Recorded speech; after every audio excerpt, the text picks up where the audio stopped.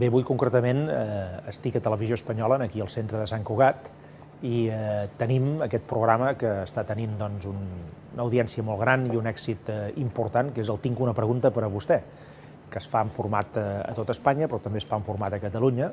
Aquest cop m'hi han convidat a mi, i és un programa que consisteix en que 60 persones prèviament seleccionades, que jo no conec, fan preguntes de tota mena, preguntes que jo tampoc conec. És a dir, que entres en el plató completament a pit descobert. Ells s'han estat preparant durant unes hores, fins i tot han passat pràcticament 24 hores tancats en un hotel. Els van, diguem-ne, ensinistrant sobre com es desenvolupa el programa, i aleshores el convidat, en aquest cas jo mateix, entrem en allà i durant una hora i mitja aproximadament, entre una hora i mitja i dues, assistim en aquest torn de pregunta, resposta, rèplica, contrarèplica. Crec que és una cosa molt novedosa i interessant perquè, de fet, permet que la gent que té tota mena de preocupacions, gent, a més, de tot tipus de comarques, de tot tipus de sectors socials, etc., pugui entrar en contacte directament amb un representant polític. En aquest cas, em toquen a mi com a president de Convergència i Unió.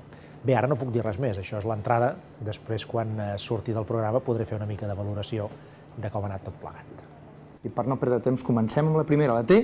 Vostè mateix. Endavant, Anna, sisplau. Bona nit, senyor Mas. Bona nit.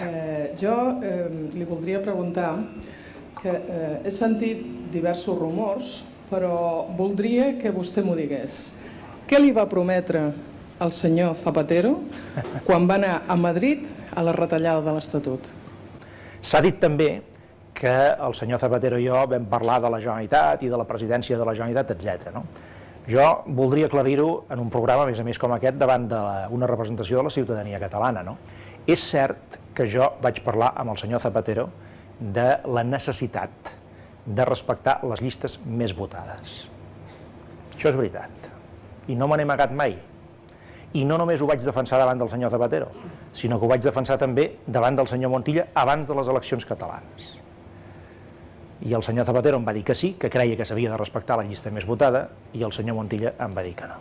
Si el seu grup aconsegueix triomfar definitivament, què pensen fer i enfocar pel tema de l'AVE pel mig de Barcelona? Insisteixo, ja sé que el tema està molt trillat, però els que estem afectats perquè estem aquí, estem molt preocupats perquè això ho veiem una bestiesa com una casa. Però si estem sols, depenen de nosaltres, i per tant no hi ha altra manera de governar que depenent dels vots de Convergència i Unió, jo li asseguro que aleshores el tren de gran velocitat no passarà pel centre de Barcelona. Gràcies. A mi m'avorreix i em cansa soberanament aquest clima de crispació que hi ha entre partits, ja siguin de dreta, d'esquerra, d'aquí, d'allà, en el qual es passen tot el dia discutint, criticant-se, culpabilitzant-se els uns als altres perquè els fa el que es deixa de fer. Jo li agrairia que em digués 3 coses que ha fet bé l'actual govern de la Generalitat de Catalunya. Bé, en el cap de l'oposició normalment se li demana què ha fet malament el govern, perquè per això el paguen, no? Però aleshores vostè em diu que 3 coses que ha fet bé. Doncs miri, li intentaré contestar.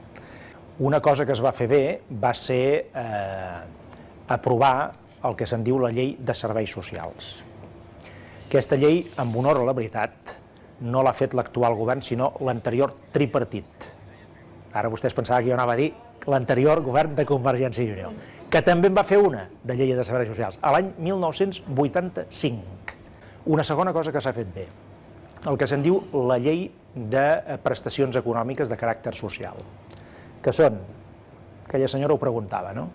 Aquelles persones que tenen pensions no contributives, que per tant no han cotitzat o han cotitzat molt poc, i aleshores a Catalunya s'ha fixat un índex que se'n diu de renda de suficiència, que són en aquest moment 531 euros, que és el mínim que es considera que una persona hauria de poder cobrar per viure amb un mínim, molt mínim de dignitat. I tercera cosa ben feta, doncs el desdoblament de l'eix transversal entre Lleida i Girona. Parlem d'infraestructures, no? La seva reacció sí que ha sigut molt millor del que m'esperava, perquè jo sincerament creia que se me iria por los cerros de Úbeda, no? Que em contestaria intentant evadir o bueno, no focalitzant-se, i realment ha contestat el que li preguntava. També hi ha hagut algun punt de que jo hagués seguit xinxant, però molt bé, perquè penso que ho ha fet d'una forma molt concreta, que és el que jo esperava. Vostè parla del dret a decidir. I llavors jo li faig aquesta pregunta molt concís. Sí, senyor. Amb un hipotètic referèndum d'autodeterminació a Catalunya i les enquestes estiguessin igualades, vostè què votaria? A. Estat de les autonomies. B. Estat federal. C. Sobirania per Catalunya. Quan jo parlo del dret a decidir, em sembla que ho he respost abans, no? Jo no hi poso cap límit en aquest dret, només n'hi poso un, que per mi és fonamental. Vostè pot ser que no hi estigui d'acord amb aquest límit, però per mi és fonamental, que és que perquè els catalans puguem decidir en qualsevol cosa, fins i tot en els seus límits màxims, com vostè planteja, hi ha d'haver no una meitat justeta, sinó una àmplia part del país que hi estigui d'acord.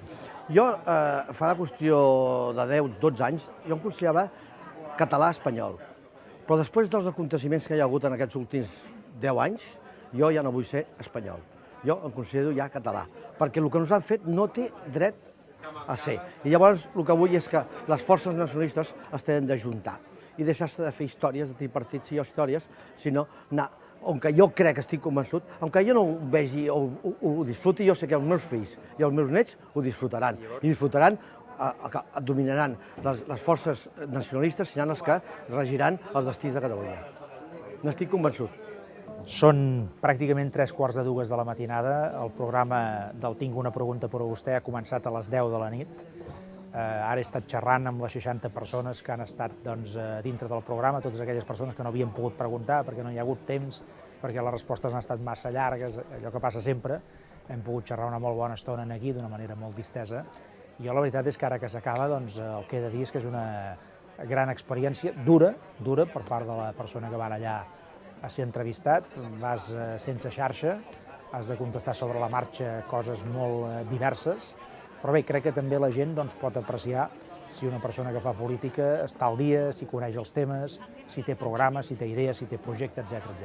Per mi ha sigut una molt bona oportunitat i espero que la gent que ho hagi pogut veure també hagi pogut disfrutar. En tot cas, crec que és un tipus de programa d'aquells que val la pena que segueixin, perquè és una manera que la gent, diguem-ne, a peu de carrer, entri en un contacte molt directe amb el representant polític, que aquest realment vegi que no pot simplement parlar d'oïda, sinó que ha de parlar d'una manera molt concreta dels problemes que afecten en el dia a dia del país.